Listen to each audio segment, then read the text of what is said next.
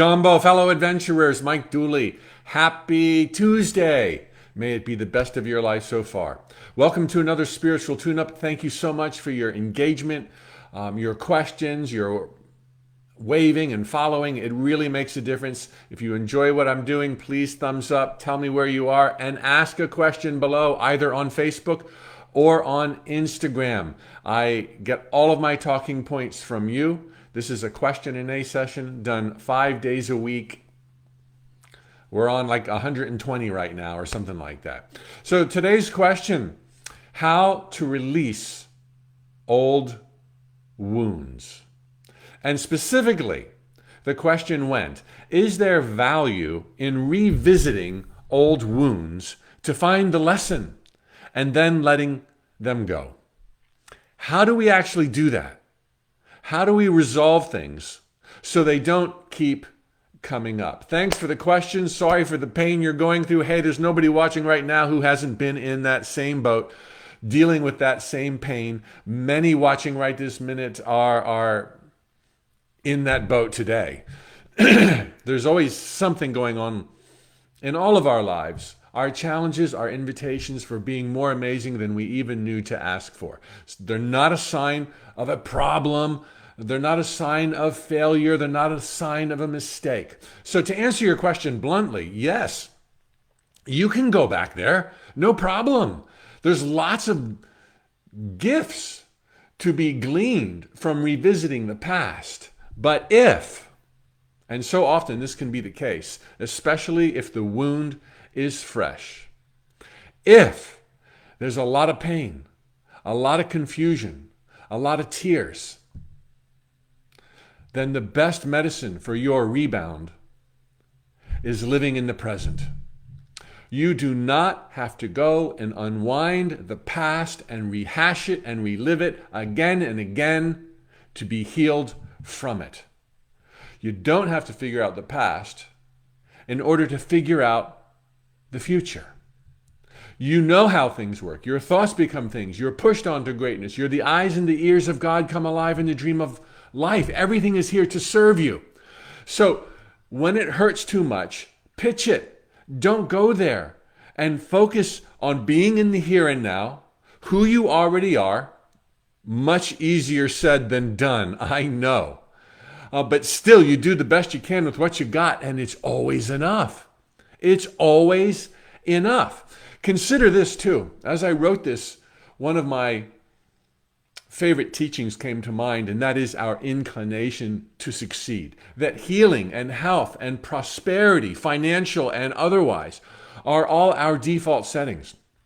And the tangent related to this question is, you're going to heal automatically. We all self-heal all the time. And most of that time, it doesn't come from logically picking apart the past, which can, at times, do more damage than good. You're going to heal. You're going to move past that. Your entire life is evidence of this. And that you now grapple with something from the past doesn't mean you can't do this, and doesn't mean you haven't done it really, really well in the past. Haven't you had things in your mind and you're like, I'll never get it out of my mind. It's torturing me. It's bothering me. And then eventually, whether days, weeks, or months later, maybe years later, it's completely gone. There's this current of God pouring through us all the time. And it is designed to unhook us and unhinge us from anything unpleasant. The healing is always automatic, which doesn't mean you can't go there and perhaps, if it doesn't hurt too much, try to facilitate things. So, you can go there. You don't have to go there. But if you really want to go there, this is what I do. I create a dialogue with the universe, with my higher self. I either think, you can do this going for a walk, or you can type on the computer, or you can write longhand. And you ask the question, why do I hurt so bad? Why does this hurt me? What is going through my head? And as my brother said yesterday when he joined me for this spiritual tune-up, he said, if you have an unpleasant feeling, ask yourself, what is it that you must be believing in order to feel that unpleasant pain. So feel the pain, put your finger on it, and then ask yourself, why does that hurt me? Your first answers will be because the person was mean, because the person was negligent, because the person abused me, because the person took advantage of me. And you're going to have a lot of really good reasons, but that's not the healing yet. Okay, those are all really good reasons. Then the next part of the dialogue will be, why do I feel that I can't be happy today? Why have I felt vulnerable?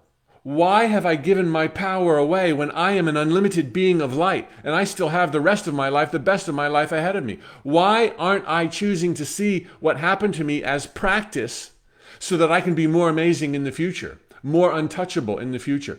So ask, what is the pain? Ask what beliefs you must have. Thank you, Andy Dooley, for creating that pain. And then keep that dialogue going and say, does this make sense? Is it true? There's a famous woman author whose main tagline is that true? It's the same thing. I'm not taking from her, but I'm saying create this dialogue. What hurts? Why does it hurt? In light of the truth, my indomitable, intergalactic love essence, eternal nature, God particle, in light of this greater truth, why am I giving my power to something so small that happened in the past? So you get these dialogues going, and it is quite astounding at what you can reveal. But I know from the darkest chapter of my life, it was too much and too painful to try to figure out what was wrong with me, because I would have found stuff in my thoughts. And it was easier to just say, look, I don't know how I got here, but I know where I want to go, and I'm going to start going there. I'm going to pedal as fast as I can. I am a being of light. My thoughts become things. And then later on, in hindsight, I looked back, and it was amazing that what I could see in hindsight was so different than how I saw it when I was going through it, and I saw myself as broken and frail and fragile. Beyond the carnage, I could see myself, I could see the whole circumstances as something setting me up for greater. The healing was automatic. I lived my life, and in hindsight, it all made sense, and I wouldn't change or trade a day of that dark night of my soul. Thank you, everybody.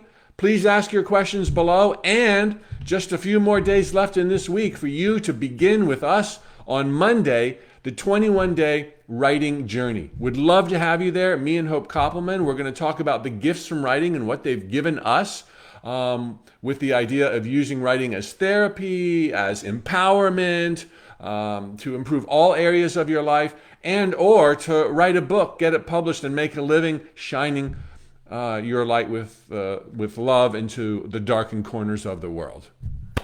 Okay, tally ho, amigos, all the best. Thank you, Nancy and Johan and Laura and Andrea on Facebook. Thank you, Kazi Love and Divina on Instagram. I love you too. And Flana and Callie Brooke. So glad you're here. Have the best Tuesday of your life. Tally ho, everybody.